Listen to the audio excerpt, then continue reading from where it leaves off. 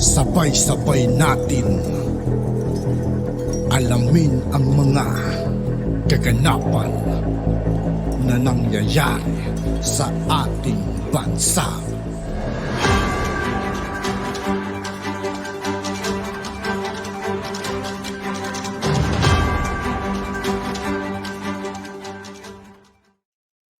Yo, what's up mga kaibigan? This is I2K po again. Ngayon nandito naman ulit tayo sa channel ni Banat Kapanig TV. Dito naman ulit tayo magbibigay ng komento at reaksyon. Kaya samahan nyo. Oh guys, let's go!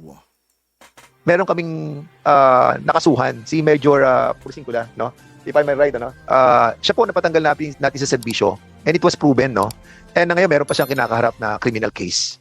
Now, incidentally, meron din po tayong mga investigahan. And one of the investigation that we conducted, yung tungkol po dun sa case ng illegal possession of firearms as well, doon po naman sa Calamba City, CIDG.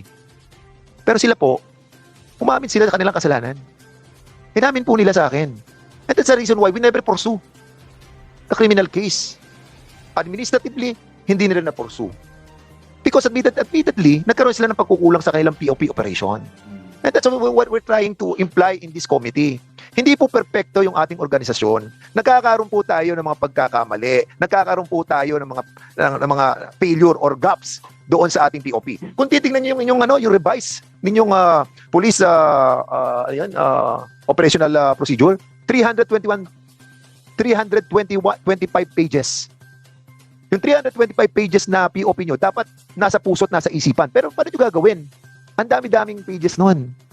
At precisely, palagay ko, I think, yung ating pong mga kapulisan, especially yung ating mga head of the different directorate, kailangan dito po tayo magsimula. Kung meron tayong 10 commandments na nasa puso at isipan ng bawat isa sa atin, nagkakaroon tayo ng deterrent na huwag nating gawin yung kasalanan sa 10 utos ng ni Aba. Pero dito po, dapat ilagay sa isipan ng ating mga pulis yung pinakapuso ng inyong POP para mag-guide po tayo. Unfortunately, tingin ko, wala eh. Sa takbo ng ating usapan kanina, lumalabas na talagang failure tayo doon sa POP na ilagay sa ating isipan at puso. But again, I would like to remind yung ating mga kapulisan, hindi po namin kayo gustong idikdik dito o ilubog dito. You just have to be honest. Kung nagkamali kayo, then we have to be reformed. Yun lamang po yun. Pero kung maninindigan kayo sa inyong kasinungalingan at hahayaan natin makulong ang mga taong walang pagkakasala, I'm telling you, hindi po namin kayo tatantanan. Nakita natin kanina yung paano hinuli si respondent Kilaw. And then, may testimonya, may salaysay si Kilaw, may salaysay din si police officers. I would like to ask questions on the arresting officers. Sino ba pwedeng magsagot sa inyo? Si Karandang, si Lorenzana, or sino yung pwedeng magboluntaryo ng sagot sa inyo? Sino team leader? Karandang.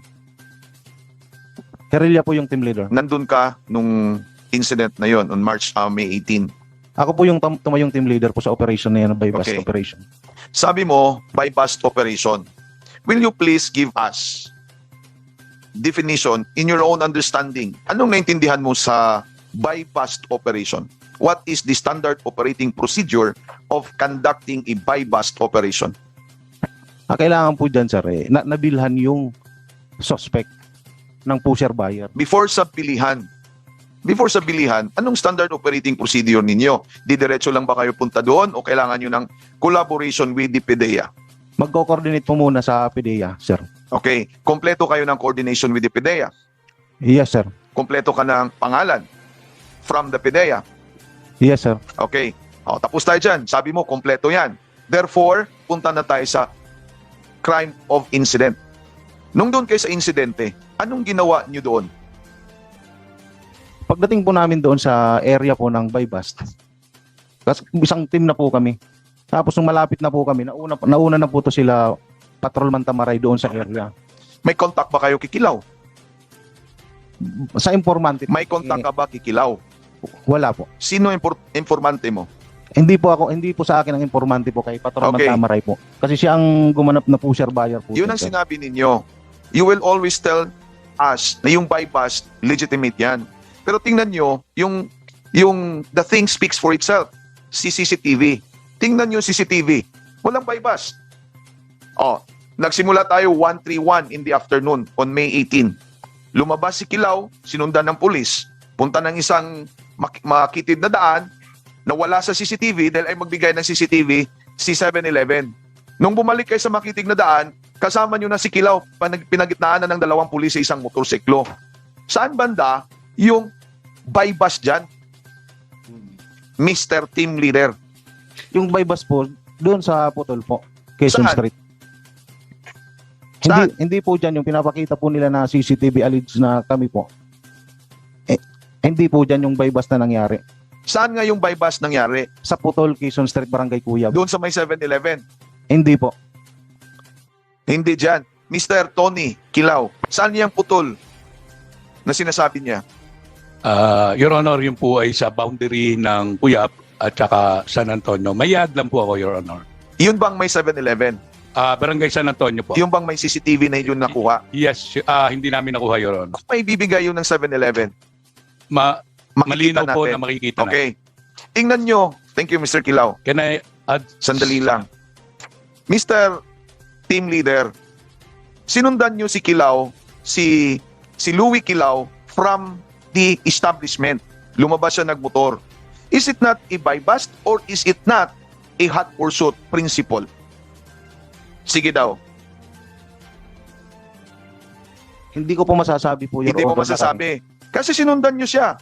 Nung lumabas siya sa bahay, sa establishmento, nung napakita sa CCTV, 1 minute, 1 hour, 1 o'clock and 31 minutes in that May 11, sinundan nyo sila. Sinundan nyo siya. Ibig sabihin, walang bypass based on the CCTV nakikita. Ngayon, pinapalabas nyo may bypass. Alam mo, lalabas din ng katotohanan dyan. It is your argument, it is your stand, bypass. Ang sabi naman nila, walang bypass. Ngayon, nakikita natin sa CCTV walang bypass. I will tell you, walang bypass. Ngayon, tingnan natin. In kaso ni Kilaw, I am pretty sure madidismiss yan. Ngayon, balik tayo sa inyo. Ano ngayon yung posisyon nyo dyan kung kayo ang may kaso? 1. Grave misconduct, abuse of authority. Now, based sa inyong batas ng PNP, ito bang grave misconduct, pwede ba kayong ma-dismiss dyan o ma-discharge, Mr. Team Leader? Yes po. Ngayon, pupunta ako sa Regional Director ng anong region itong San Pedro 4A. Sir Regional Director, pagkakalam ko, you have authority and discretion. After due process, may discretion ka and authority to discharge and dismiss hearing police officers. Meron po. Meron. Anong tingin mo sa kanila? Nabigyan na ba sila ng day in court or in the IAS o wala pa?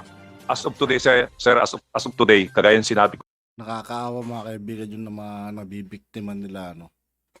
Mga ganitong klaseng pulis nakakadismaya. Sinasayang lang nila yung uniforme nila mga kaibigan. ngayon ko lang nalaman po. Ngayon lang lumabas Na ano kaya itong mga kaibigan naghahabol kaya sa promotion o rango, etc. Ako nahabol itong mga to, no? Bakit kaya nagkaagal itong mga ibang pulis? ng issue sa akin. Ngayon ko lang nalaman. Ngayon mo lang nalaman. Yes po. I will give you the definition of what is what is bypass. Yung bypass, dalawang klase yan. Mr. Team Officer, makinig ka. Yes po. Dalawa lang yan. Alam mo ba hindi? Alam mo hindi. May narinig ka ba about bypass? Wala pa. Kung ano ang definasyon ng korte niyan, Korte Suprema. Hindi mo alam yan.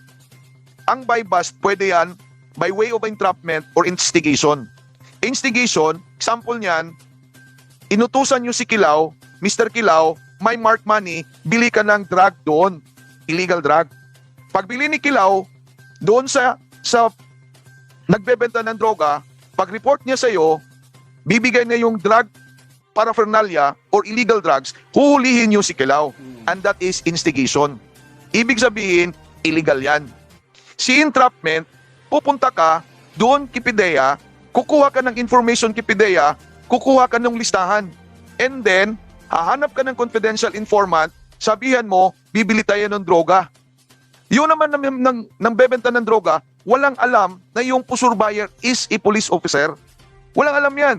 Kaya nung pupunta si police officer, pusur buyer, sa drugista, sa seller, bebenta siya, kuha siya ng pera, mark money, Sisignal ka ngayon sa team mo, huhulihin na natin. That is the way of entrapment. Walang pwedeng bypass outside dyan. Dalawa lang yan, illegal or legal. So kung dalawang klase sa bypass, isa lang ang legitimate dyan, si entrapment. Wala nang ibang bypass na maging legal, si entrapment lang. Ito sa inyo, hindi na nga bypass, ayaw nyo pang aminin na hinahabol nyo siya. It is as if you are in hot pursuit situation. So saan ang panalo ninyo? What is happening to you now? Ngayon, pag may kaso kayo, you will be discharged based on grave misconduct. Kami naman dito, lalo na ako, I will be watching your case. Sigurado ako, there will be cases filed against you before the IAS and before. At yun nga po mga kaibigan, dito po nagtatapos ang ating reaction video. Muli ako po si I2K ng Sundalo ng Dunggalo at 811. Maraming salamat sa patuloy na pagsuporta. Yeah, peace out.